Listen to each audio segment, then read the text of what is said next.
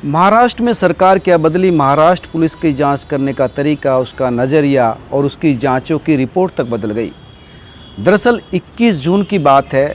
अमरावती में एक केमिस्ट उमेश प्रहलाद राव अपनी दुकान 10:30 बजे बंद कर घर वापस लौट रहे थे। उनके पीछे दूसरी बाइक पर उनके बेटे संकेत और उनकी पुत्रवधू वैष्णवी थी। लेकिन कुछ दूर चले थे, वो महिला कॉलेज के सामने ही पहुंचे थे कि कई लोगों ने उन्हें चारों तरफ से घेर लिया और एक धारदार हथियारों से उनका गला रेत दिया। और फिर पीछे से कुछ लोग आए, यानी 2 लोगों ने घेर कर गला रेत दिया, एक आदमी पीछे से आया और फिर तीनों एक साथ भाग गए, जब तक कि संकेत और उसकी पत्नी आकर अपने पिताजी को बचा पाते, क्योंकि घाव बहुत गहरा था। हॉस्पिटल जाने में ही उमेश चल बसे। 21 जून की ये बात है। 23 जून को पुलिस ने 2 लोगों को गिरफ्तार किया, एक मुसद्दिद अहमद और एक शाहरुख पठान। मुसद्दिद अहमद और शाहरुख पठान 23 जून को ही गिरफ्तार हो गए थे। पुलिस ने पूछताछ की तो उन्होंने 4 नाम और बताए, एक अब्दुल तौफीक, शोएब खान, आतिफ राशिद और डॉक्टर यूसुफ खान उर्फ बहादुर खान। ये 4 और लोग थे। पुलिस ने इनमें से 3 लोगों को फिर अगले दिन गिरफ्तार कर लिया, जिसमें शोएब खान, अब्दुल तौफीक और आतिफ राशिद। डॉक्टर यूसुफ खान अभी तक फरार है और डॉक्टर यूसुफ खान ही इसमें मास्टरमाइंड है। इन लोगों ने बताया कि डॉक्टर यूसुफ ने हमको 10-10 हज़ार रुपये दिए थे 5 लोगों को, और ये भी वादा किया था कि तुम्हें बचाकर भी मैं एक कार से ले जाऊंगा, और हम लोगों ने इस घटना को अंजाम दिया। यानी 23 तारीख 24 तारीख तक पुलिस के पास सफिशिएंट जानकारी थी, लेकिन पुलिस इस पूरे मामले के पीछे का मोटिव नहीं बता रही थी। वो जांच कर रही थी, जांच करने में क्या आया, इस मर्डर के पीछे की वजह क्या है, पुलिस ने इस बारे में कुछ खुलासा नहीं किया। बीजेपी के कार्यकर्ता लगातार इस मुद्दे को उठाते रहे कि इसके पीछे जो महत्वपूर्ण मुद्दा है वो ये है कि उमेश ने एक पोस्ट व्हाट्सएप ग्रुप में शेयर कर दी थी नुपुर शर्मा के समर्थक में, और एक जो ग्रुप था उसमें कुछ मुस्लिम लोग भी जुड़े हुए थे, जिसमें से एक में डॉक्टर यूसुफ भी था और कई कस्टमर थे।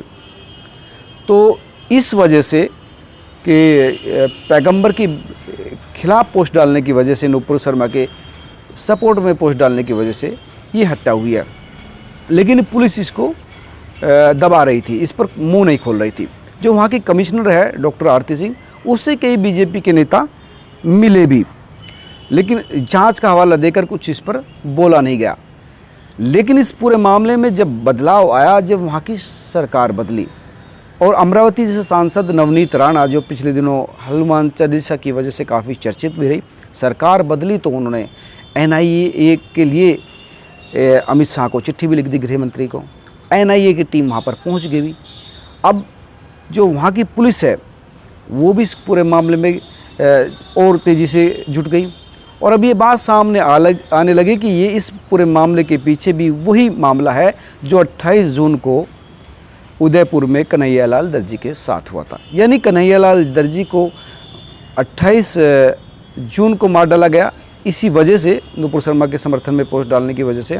लेकिन उससे 7 दिन पहले ही अमरावती में ये उमेश के साथ हो चुका था। लेकिन वहाँ की सरकार, जो बीजेपी का कहना कि वहाँ की सरकार जो है कांग्रेस के या शिवसेना के नेताओं के प्रेशर में थी, वहाँ की जो पुलिस वो वहाँ के प्रेशर में थी, और इसी वजह से इस पूरे मामले के जो मोटिव था उसको छुपाया जा रहा था और इसको रॉबरी का नाम लिख दिया जा रहा था।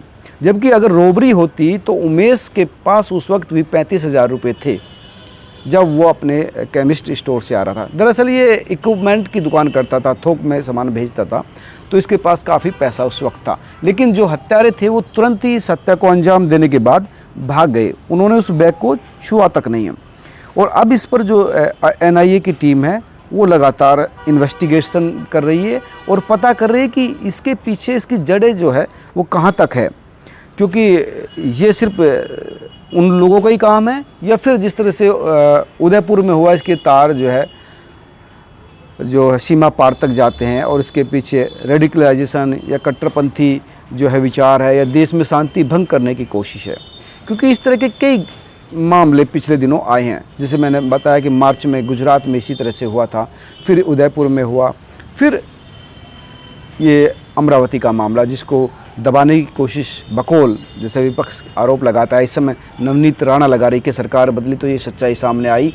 उनका तो यहाँ भी कहना है कि जो डॉक्टर आरती सिंह है उसको तुरंत हटाया जाना चाहिए, क्योंकि उन्होंने इस पूरे मामले को गलत डायरेक्शन में ले जाने की कोशिश की, इसको दबाने की कोशिश की और सच्चाई जो है छुपाई गई।